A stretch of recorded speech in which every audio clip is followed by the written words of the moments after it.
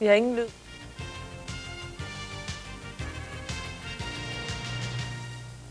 Og til noget ganske andet, nemlig til dagens gæst her i studiet.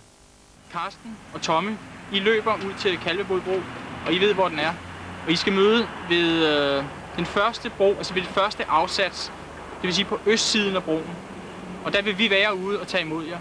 Her er klokken, så vil være cirka 7:30, og aspiranterne kommer ud klar til den første prøve herude ved broen ved Avedøre. Carsten Ulitz giver instruktionerne. Prøven går ud på, at man skal balancere op på rækværket hen over broen, og der er altså immervæk en 10 meter ned. I starten går det udmærket, men så stopper aspiranten. Klar til selvtillidsprøve? Klar. Godt. Det du skal udføre her, det er et baglæns spring på benene.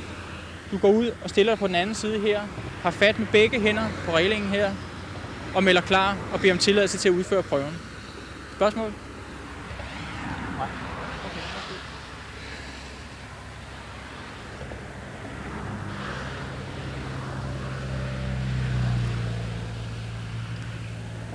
Aspirant nummer 9 må have tilladelse til at udføre selvtillidsprøve nummer 2.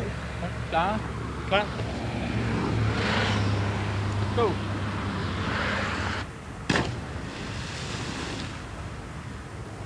Jeg har det sådan, at når jeg kigger ned, så bliver jeg sådan en anelse svimmel. Overhovedet ikke. Jeg ved, der ligger to dernede og passer på mig, så det skal nok gå.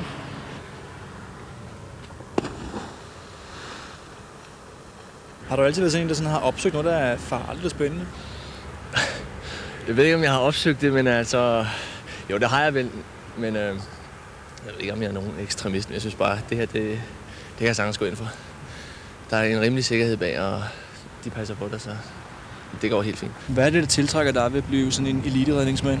Ja, først og fremmest, det kan da godt være, at det lyder lidt fransk, men det er måske det at kunne redde andres menneskers liv, og så også spændingen ved det. Ja, spændingen ved det.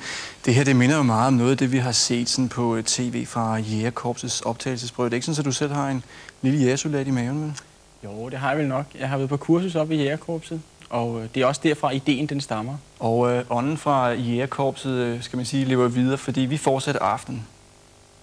Er I klar til næste opgave?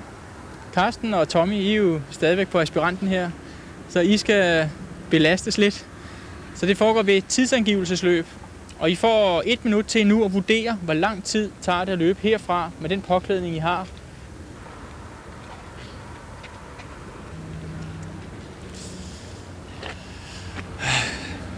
– 19 minutter. 19 minutter? Ja, 27 minutter. 27 minutter? Ja. Okay.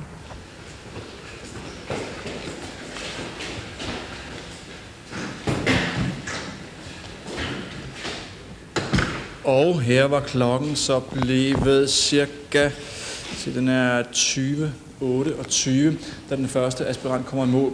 Og det var ham, der havde sagt, at han ville være cirka 27 minutter om det, så lidt hovedregning siger, at selvom det tager lidt tid at komme op ad trappen, at han er hurtigere, end han havde regnet med. Spørgsmålet er, den aspirant, som havde regnet med, at han var 19 minutter om det, er faktisk ikke dukket op endnu. Den fejlvurdering koster en løbetur ekstra, 15 etager ned og 15 etager op igen. Imens fortæller den anden aspirant, at han til daglig er bartender. Det lyder som om, at du sådan lever i 2 forskellige verdener. Ja, den ene er ikke seriøs. Den her, det er nok mere en det, jeg vil gå efter, fordi det, altså, der er uddannelse, og der er spænding i det. Det andet, det er bare sådan et job for at få tiden og pengene til det rundt. Du trækker vejret godt og grundigt igennem her. Det var en rim. 1,55 klarer den på at høre. Hvor meget? 1,55. Efter en times undervisning i førstehjælp, så skal aspiranterne igen ud i natten. Klokken er nu blevet cirka 5 minutter i 11, og der blæser en temmelig kølig vind herude ved Avedøre Stationsby. Og det bliver ikke mindre køligt for deltagerne, når de nu skal ned i vandet her. Det er Vestvoldens mudrede Ane-pøl, der ligger og venter på dem. Først en længere svømmetur blandt gamle cykler og indkøbsvogne. Dernæst flere hårde fysiske prøver, og til sidst en evaluering. Og så er nattens selvtillidsprøver overstået. Godt. Carsten Ulitz, tak fordi du kom. Ja, tak. Og hvis man har brug for lidt spænding, udfordringer og hårde strabasser, så er Pionerkorpset måske noget. Så det er en fest.